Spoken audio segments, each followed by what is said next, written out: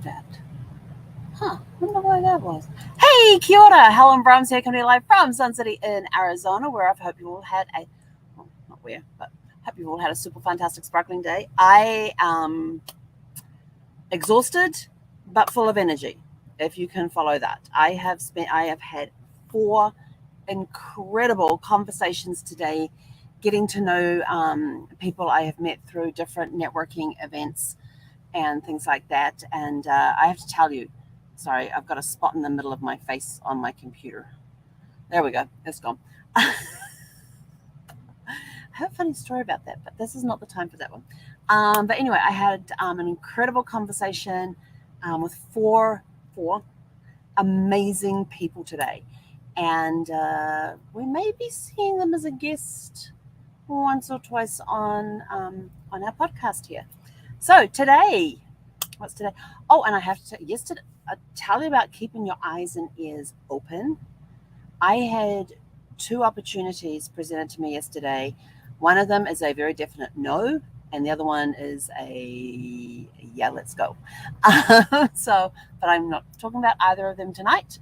Only because, and the reason that one was a no was because it didn't fit with my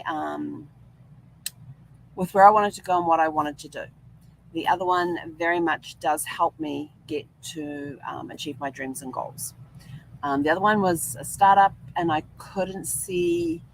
I was trying to see the bigger picture, and I just couldn't grasp it. Just couldn't grasp it. So today, had 4 great conversations today. Amazing people. I have to tell you, I get to meet some of the most incredible people at networking events. There's a speed networking event I go to whenever they hold that on a Wednesday, and then there's Networking Riches. I get to meet amazing people there as well. In fact, all 4 of these people today I met at Networking Riches. I think all 4 of them. No, yes, all 4 of them I met at Networking Riches. You never know who you're going to meet. It's a crazy world out there. So welcome to Before the Dirt Nap podcast number 1123. What is your dream? What is your dream? You can have more than one dream, and that's okay. But what is that one dream? There is that one that's floating around in the background there. You don't want to talk about it because you don't know how you're going to get there, or you don't want to talk about it because you don't want to jinx it, or for whatever reason you don't talk about it, but it's back there in the back of your mind. I was sort of like, if I'm going to live my best life now, then I need to bring these dreams, I need to bring them from the background and bring them into the light of day. Some of them may never eventuate, some of them will. But unless I try, I won't know. And when I get to the end of my life, I want to feel like I have accomplished everything I was sent here to accomplish. But I also want to look back and go, I gave it a go. Not have a regret for not trying something. I gave it a go. And there's all sorts of different dreams you can have. And some of them don't have to be huge. Some of them might be small. It just depends on where you're at in life and what dreams that you have. So I thought it'd be fun. Let's go on a trip, on a little journey, and talk about some ideas for dreams. Because some people are like, I don't really know what I want to do. So let's talk about some ideas. Maybe you'll get some inspiration. We talked about inspiration the other day, a different place you get inspiration from. So maybe we will look at where you can get inspiration today to figure out, oh, that sounds really good. Or something that might just inspire you enough that it lights a spark. You're like, ooh, yes. And it's not the exact thing, but it's something similar to some of the ideas. Now, we don't have a lot of ideas written down because last night we went way too long with fun ideas. So who had fun? I know I had fun today, and my voice feels a little hoarse. I have been drinking my water all day. I don't know how many cups I have gone through or how many times I've filled. And I've got my water bottle sitting here, and this is 18 ounces, and my mug is 16 ounces. But I know that sometimes when I've been talking, I've been taking the water out of here and putting it into most of it into the mug. And then between conversations, getting up, running around, refilling the cup, refilling the water bottle, and sitting down for the next one. And giving Zeffy love in between the calls and all that sort of stuff. So it's been awesome. It's been a fun day, and believe it or not, I got some great. I learned a lot today. I learned a heck of a lot today, and there's some people that sort of like, I want to, and some of them I'm sitting down with again, and they have already set another appointment so we can sit down again. And I can't wait to talk to them again. I want to pick up our conversation and carry on. And some of it was very revealing, very refreshing, very releasing. And you may see some of them on a podcast in the future. So keep your eyes and ears peeled. So let's talk about some things that you can do for dreaming. Is your dream to, let's see, we'll start with my favorite subject.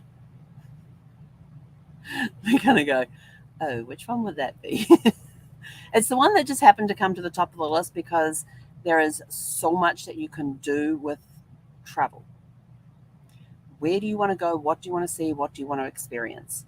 Do you want an adventure tour, like climbing a mountain, setting a goal to climb the 50 peaks in the continental US, setting a goal to climb a major peak on every continent or something. There's all sorts of different climbing that you can do. There's the actual climbing where you're going up into levels where you may need oxygen, where you're going to need your winter woolies and all the other stuff that you need to keep you warm. There's other ones that you can just do as a hike up there and a hike back down in one day. There's ones that'll be several days long. There's all sorts of different ways that you can climb mountains, and there could be, climbing with an ice pack and ice grips and all of that sort of stuff, or it could be a climbing adventure where you use your fingertips and your toe tips. Yeah, those ones scare me. I understand that and I totally get that what I like, other people may not like, and there's things that other people do, and I'm like thinking, what the hell were they thinking? But it's something they've always wanted to do, and it's something they've trained for, and I applaud that. The fact that some of them, they want to climb cliff faces and all of that sort of thing, just using their fingertips and their toe tips, and not have safety ropes in that.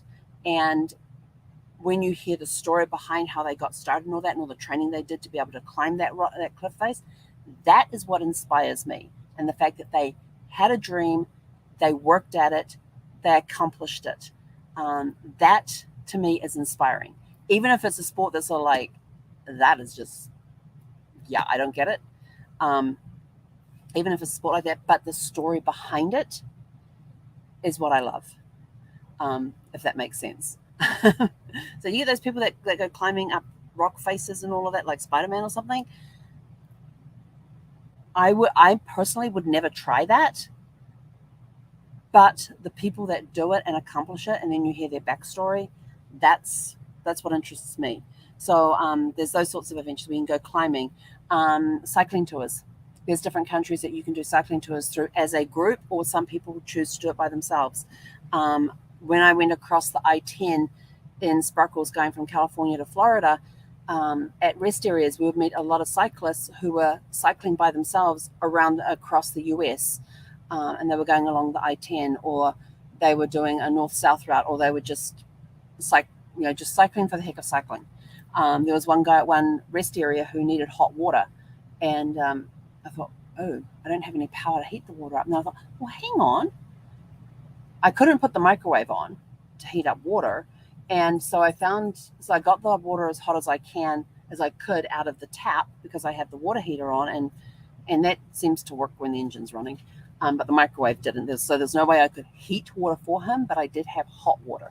And so I found an old traveling mug, and I went over to him and says, look, I can't heat up water in a microwave or anything like that for you, or put the kettle on to boil water. This is as hot as water as I've got that I can give you. And it was enough for him. He was actually repairing a puncture on his tire for his bike. And he was most appreciative, because he felt the water, and goes, he said, that'll work perfectly. And he says, let me pour it in. I says, no, you can keep the container. I says, I don't actually have a lid for it, because it was one that I'd lost the lids for. And so I said, you can keep that, toss it, whatever you want to do with it. I just hope that the water helps. And he says, he said it's good temperature and all of that. But so being able to help out people that way as well. So you've got people that do cycling tours, either organized cycling tours to different countries. And when you go to different countries, they have different routes that you can take. You've got the easy route and you've got the challenging route, and then you have the one in between. And on some cycling tours, they do mountain biking as well, where you go into some of the mountain bike trails that are in a particular country and you get to experience the country from a different perspective. River cruises, ocean cruises, world cruises are quite popular with people wanting, that's, their dream. They want to do a river cruise on a particular river, or do a world cruise, or do a cruise in a certain area. All different destinations and things that they can do, like an Alaskan cruise. Walking tours. You can do walking tours within a city, but then you also get walking tours that take you through countrysides and things like that. What's it called? Can't think of the name of the company, but there's one that does walking tours through Italy. And again, you've got you can go the easy route or you can go the hard route. And but you're not walking great distances. Like they'll have you walk to a certain point and then you get a van ride through, or they do a van ride to a certain point and then you walk the rest. So there's that, and there's two different ways that you can go: the challenging route, which has hills, and the flat route, or things like that. Different destinations in themselves. Some people may want to go, like for years, ever since I first heard about Copenhagen and the statue of the boy. What's that statue called? That's in Copenhagen. I heard about that first when I was a kid, and I'm always like, I want to go there. It's been on my travel list for years and years, since I was a kid and I first learned about Copenhagen. So I've always wanted to go there. And is it the mermaid or the little boy that's there? There's that famous statue that's there. I can't remember which it is because I haven't thought about it for years. But Copenhagen's always a place I wanted to go to, and it used to be when I was a kid, I would picture Copenhagen and picture the statue that's there. That's a very well-known statue, and for the life of me right now, I can't picture it. So it could be that. It could be doing a travel, going to different sporting events. Do you want to get season tickets to your favorite team in whatever sport it is? Baseball, football, hockey, rugby, what else is out there? Basketball, baseball, softball, field hockey, all the different cricket, all the different sports, get season tickets for them. Or do you just want to go to the finals? When your team makes it to the finals, do you want to go and experience that? Like if they go to the Stanley Cup final, or the Super Bowl final, or the World Series, or what else am I missing? Oh, I forgot what sport I'm missing. The World Cup. The World Cup will cover several different sports. Did you want to go to a final of one of those? Do you want to go to the Olympic Games, the summer, either the summer or the winter? Do you want to go to the Commonwealth Games for those that belong to the Commonwealth? Is there a particular sports team or individual you want to follow around on a tour? For example, when the New Zealand cricket team goes on tour of England, do you want to follow them around England and go see all their games that they're playing? Or if there's a tennis player that you like and they're playing at different opens, do you want to be able to go to those different opens and see them play? What else? Golfers, follow them around a circuit on a particular, follow them around on the circuit.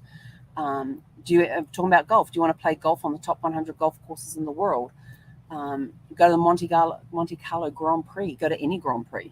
But the Monte Carlo one, there's actually a cruise line that goes there and actually docks in the harbour.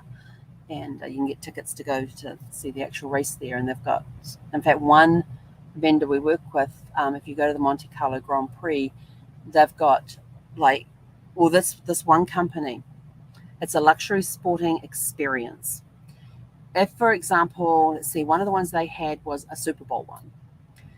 You would go, you would be put up in a 5-star hotel. You get transported to the tailgate party, which is not in the parking lot with the barbecue and the bantering game back. No, this is a luxury event where you will see players from other teams there. You will see former players there, mixing with all the celebrities that are there. So it's a celebrity type tailgate party. Then you get to go and sit in a box, in one of those box suites and watch the game from there. And you may have current players or previous players coming in and out of your box and sitting and watching the game with you. This is all part of this experience. Or if you go to something like the Monte Carlo Grand Prix, they have a private viewing area just for the people in their group that are going to this event. You're staying at one of the top hotels in the top hotel in Monte Carlo. They take you down. You've got this private viewing area that's close to the start-finish line, so you get to see the start-finish line and that sort of thing. And it's all catered for and everything else. They have different experiences based on where you're going, and it's not just a typical, just an average person buying a ticket to go see this event and finding a hotel and all that. They take care of the whole experience from start to finish. It's a 5-star luxury experience, and you get to do things that the normal person wouldn't. You get seats that the normal person wouldn't be able to get. You get box seats at some of the events. You get to do some tailgate parties. You get all sorts of things, and you get to mix and mingle with some celebrities, some players, that sort of stuff. So they have some very interesting luxury sporting events. This one vendor that we work with. Maybe it could be doing a travel that's in the footsteps of your ancestors, visiting countries that your ancestors migrated from, and finding out and learning the history of the time that they were living there, and learning about what was going on at that time that may have convinced them to, may have forced them to leave, because some left because of political reasons, some left because of religious reasons. So I was just trying to figure out what my dog was doing. I think she's about to pull everything out of her bed. So there's all sorts of reasons around why somebody would have left an area and immigrated to another country. Oh, thank you. I'll look after that for you. She's got a chew toy that she's just given to me to look after. Now she's standing here, so it's okay. It's all safe right there. Okay? Good. And so you get to learn about the history going on at that time. That could be the reason why they left. Maybe they were in England. They were put on the convict ships that went to Australia. Why? What did they do that got them put on the convict? And some of the people, when they got put on the convicts, it was for a very minor crime that they got put on the convict ships and sent to Australia. I think it's because their jails at the time were like overflowing, and it's like, we're going to get rid of some people. So yeah, there was some very minor reasons that people ended up on those ships to Australia. And see what else. So visiting, places that your ancestors have lived. Doing a cooking tour. This is always a fun one. In Italy, doing a tour where you can go and you learn to make pizza. You learn to make pasta. Everything by hand. Everything's old-fashioned by hand. So you're learning to make pasta. You're learning to make mozzarella cheese. Learning some of the cultural dishes that are from Italy, learning the correct way to make them, and going to France and learning and doing baking in France. Learn to make croissants and other breads and things and pastries and stuff. There's actually a pastry cooking tour you can do to France, and I was like, that sounds really good. Yeah, I know, sweetie girl. It could be doing wine tours. For those that like wines, going to different wineries around the world and doing wine tours. And some of those tours, they have other things there because there may be restaurants and stuff that are at the wineries. So you're not only learning about the wineries, you're also learning the culinary side of it as well. So some of those, maybe your dream is to travel the world in a private jet. You can go as small or as large as you want to. Maybe it's to live abroad and work remotely. I've got some people I've met through networking events who live in different places in Mexico, and they work remotely. I spoke to one person who lives in Roatan, which is an island off the coast of Honduras, and she just loves it down there, and she has really good internet connection, and she's able to work remotely in her business. So there's people who are living their best life now by living abroad. They go and they base themselves in a country. They've got really good internet connection. They're still able to do their work here in the States because they're able to work remotely. But they're in a place where during their downtime, they can go and explore the country that they're in. And some people just like the area that they're in, that they just move there permanently. I remember when Brad and I were on a cruise ship. It was Norwegian Epic. It was one of their first sailings, and we were on Roatan, and we're walking, and they had the shopping centre there, and so we're walking down the pier between all the booths for all of the local tour things, and all that. And we get to the last one, and this voice says, "Hey, how you doing?" And we turn around, and it was this American guy who had the shaggy blonde. I kind of looked at him and thought, he's a surfer. It was that typical surfer look with the long shaggy hair, blonde hair. He had the tan on, just what you would think of as a surfer. And in many movies that I have seen over the years, what the surfers look like in that. And so we went over and we just started chatting with him. And I said, "What are you doing here?" He said, "Oh, I'm just on vacation." And I said, "How long was your vacation?" He goes, "Oh, just a couple of weeks." And I said, "When did you arrive?" He goes, 5 years ago. So he had gone to Roatan for a 2-week vacation, and 5 years later, he's manning a tour booth down by the cruise ship port, and he gets to go scuba diving whenever he wants to. I'm not sure what the surfing is like there, because he actually was a surfer. It turned out he was a surfer, but he also likes scuba diving, anything to do with the water, and he'd be out on the water during his downtime and all of that sort of thing. And he was saying, now, he says, we've got these 2 tours. He says, but this one, you don't want to do that one. I'm sort of like, why don't I want to do that? He says, because you go out that road and you come back this road. He says, you want to do this end of the island because on this end of the island, you actually do the circuit, so you never see anything twice. Whereas on the other one, you'll see stuff on the way out and you'll see the same stuff on the way back. This is the better way to go. And I'm like, okay, how much is that going to cost us? And I think it was $15 per person, and then it was $5 each to get into the monkey park. But we had a great time there. So, it's spontaneous. You never know who you're going to meet when you're overseas, when you're traveling. And this guy was from California, and like I said, on a 2-week vacation that started 5 years ago. But he was living his dream life. He got over there, loved it.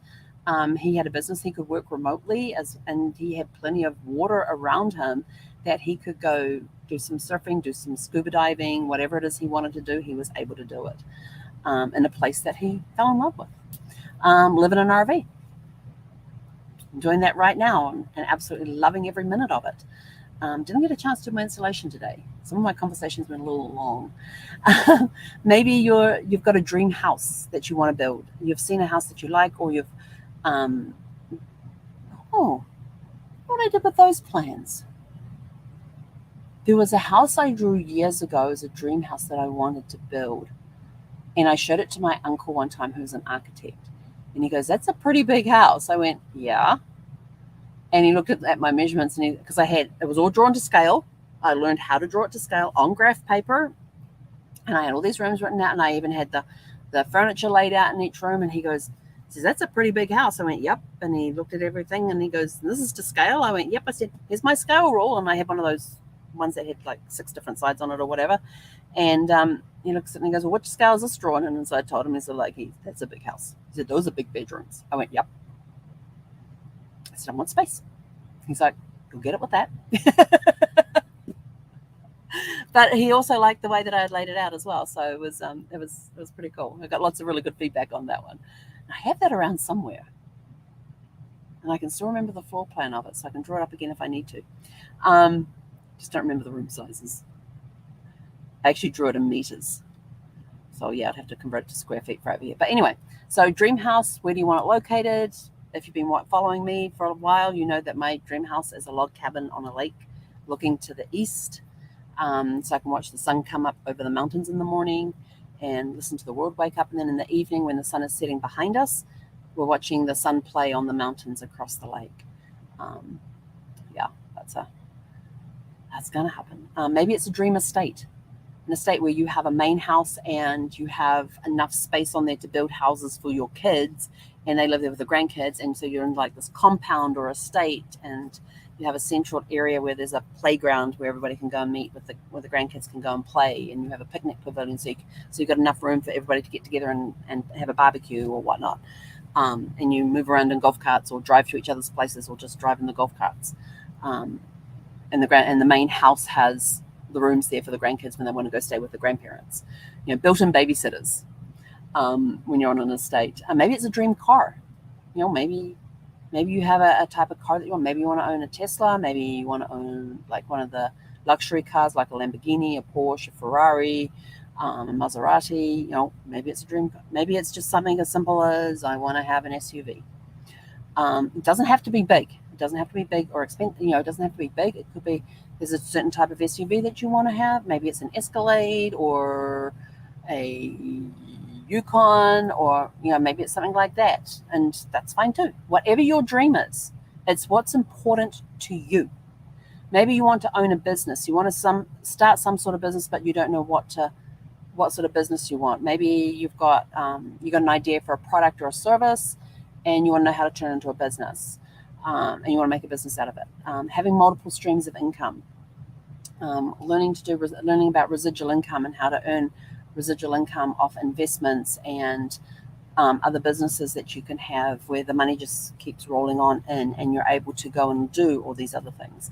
Maybe it's to build legacy wealth for you to leave behind for your grandchildren and your great-grandchildren and things like that, and they can turn around 400 years from now and go, well, we're still wealthy because our third great-grandfather did that, or grandmother did this.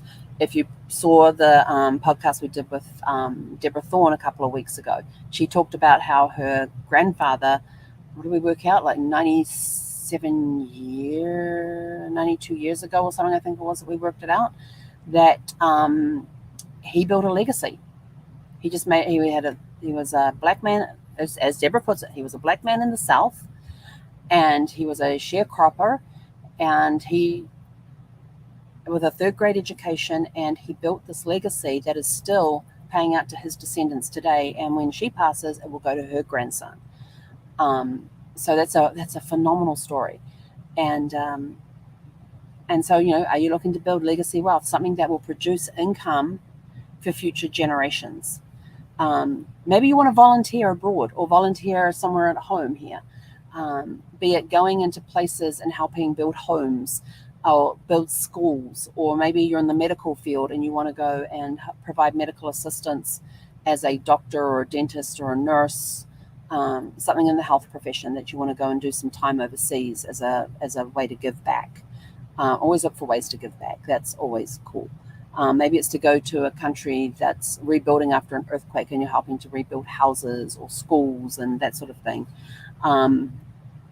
There's a lot of actual tour companies that deal with volunteer tours where you actually go there and you work. You help with whatever needs to be helped. Maybe it's teaching a craft. Maybe it's teaching a craft to local people where they can turn it into a business and create an income from that. They have those sorts of volunteer tours as well. Maybe it's to have a shelter for battered children, battered women, even battered men. There are some men out there that are abused as well. A shelter for people from abusive relationships and things like that. Maybe it's to have a rescue facility for animals. I've got a friend, and his dream is to buy a big plot of land where he can have dogs come in and live out the rest of their days, and they've got space to run around and they get loved on. So maybe your dream is to have a rescue facility of some sort that rescues animals from different things. I keep watching on TikTok. I've always had a passion for horses. Only ever ridden a horse three times in my life. Was never able to walk the next day. I've ridden once on bareback and twice in a saddle.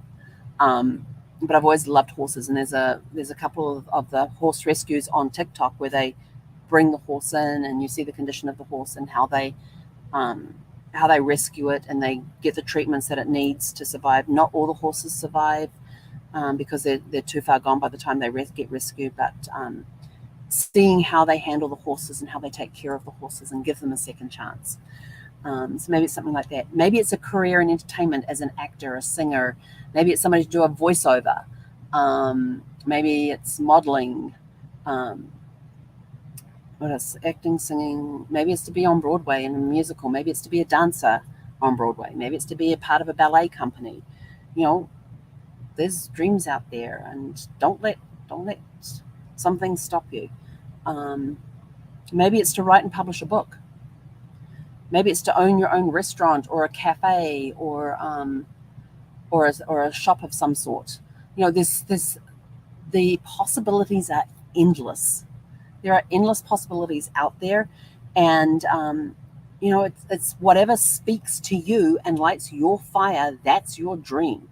And don't let somebody who has never lived that particular thing you're going after go say, oh, you can't do that. You've got to do that. What are they, it's sort of like, yes, I love you and everything, but what do you know about this particular business? Well, I know that your second cousin's sister-in-law, brother-in-law, boyfriend's girlfriend, whatever, they had a business in that and they didn't succeed. Well, maybe they didn't have the passion that you did. Maybe they didn't have the drive that you did. Maybe they didn't have the know-how that you did. Maybe they didn't have the business coaches that you have who have been there, done that. And that's the other thing too, is that when you want to go after your dream, find a coach that will help you get there. Find somebody who has been, if you want to go in the entertainment industry, find somebody who's in the entertainment industry that is willing to mentor you in whatever it is that you want to do. Find those connections. You want to talk to people who have lived the business that you want to go into. If there's a business you want to go into, find the mentors in that particular field. Don't listen to those who've never, if you've got somebody who's never owned a business and they're giving you business advice, think about that. So anyway, go get your dreams. So your task for today is to go write out your dreams. Just write down things that you want to see and do. Write out your adventures that you want to have. Do you want to own a business? What sort of business do you want to own? What sort of product and service do you want to sell? Do you have a dream car in mind? What do you know about that car? Maybe it's, do you want to have your own private jet? What type of jet do you want? Start researching them. So go out, write out your dreams, what it is that you want. And it could be something that wasn't ever mentioned today. Maybe something we mentioned inspired you. But go out and find those dreams. What lights that fire? Why do you want to do that certain thing? Why do you want to have that particular dream? Find the why, and the rest will take care of itself. And then write it out and start looking at investigating. Like when Casey, back in 2019, asked me that question, if travel was to go away tomorrow, what would you do? And I immediately said genealogy, and he says, right, what I want you to do is go and research what it takes to have a genealogy business. What qualifications do you need? What does it take to get up and running? And let's get it done. I was like, okay. So I went and did the research. That's what I wanted. I thought, okay, let's go do the research. And then a year later, actually just over a year later, because we had that conversation in January of 2019, and then just over a year later, we started the travel just basically went away overnight, and at the end of February, beginning of March, travel just went away, and with the big global pause coming in, and so it was like, oh, travel has gone away. So look at that. If you're doing something now, if that business was to go away today, what would you do to replace it? Do you have other income coming in that you can survive on while you figure out something else? This is part of having those multiple streams of income. If one stream dries up, you've still got other streams coming in to help support you with your lifestyle. Maybe you want to change your lifestyle, live simply. Maybe it's to have a plot of land where you live off the land, you grow your own fruits and vegetables, you raise your own animals, you have your own chickens for fresh eggs. Maybe you have cows that you can milk. I tell you, fresh milk from a cow, it's so good. So good. I still remember the rich creaminess, and it was still warm because it hadn't hit we'd go down to the milking. We had friends who had a dairy farm, and we'd go down with the stainless steel jug to get the fresh milk. And we had to get it before it went through the cooling rack and into the pipes and into the big vat to be collected. And there's a little tap before that, and you turn that on, and the warm milk would come out and fill up the stainless steel pitcher, and we would then carry it back to the house. And I have to tell you, I have never tasted milk so good. Never. It was fresh. It was warm. It was creamy. There is nothing like fresh milk from a cow. Nothing. If you love milk, that is like the ultimate, is fresh milk from a cow. And these were basically organic farming, I guess you could call it, because they were free-range cows. They had paddocks that they roamed in. They ate grass. They had, they only got fed hay if during the winter time when the grass wasn't growing as much. But organic farming, and I tell you, the milk, nothing like it. It was incredible. But anyway, I'm out of here. Go have a super fantastic sparkling evening. Go dream. Dream big. How big can you dream? That's a good question. How big can you dream? If it's just to get a brand new car, that's a dream. You know, if you've got a clunker that's on its last legs and your dream is that you've got to replace that car, go do some research.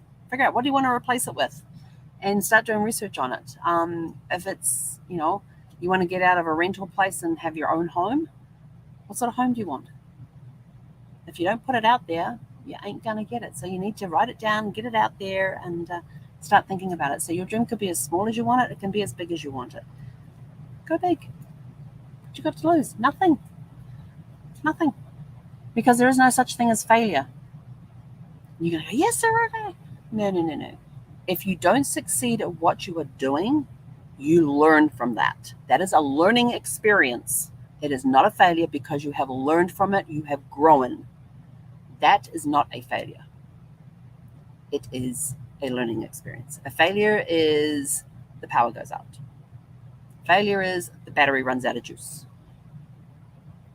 Failure in business is not a failure in business. It is a learning process.